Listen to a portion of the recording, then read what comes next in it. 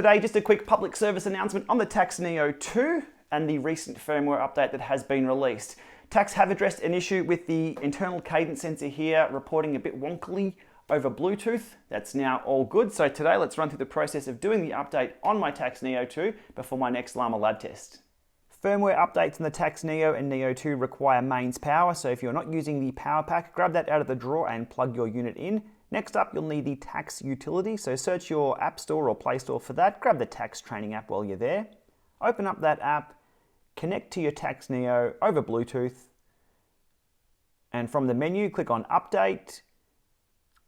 You can click on What's New, and we can see there today's update is the Bluetooth cadence fixed. We click on Update. The update process does take a few minutes, so be patient as it goes through and try not to multitask on your phone. Just make sure this is the only app loaded and no one's going to interrupt this process.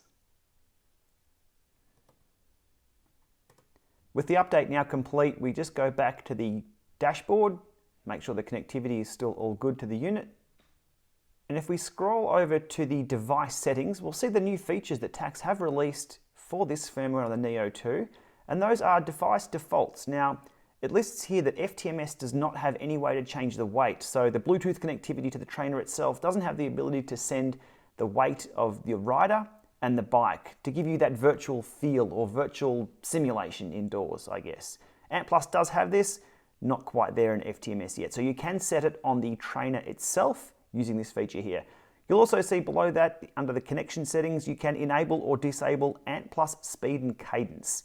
As they list there, some users may experience problems maintaining a stable connection due to Ant Plus interference, and you can disable that if you're not using Ant Plus. Pretty cool to see Tacx giving us that ability to turn on and off features which may cause issues with either this trainer or maybe other things in the room. So hats off there to Tacx for giving us this ability.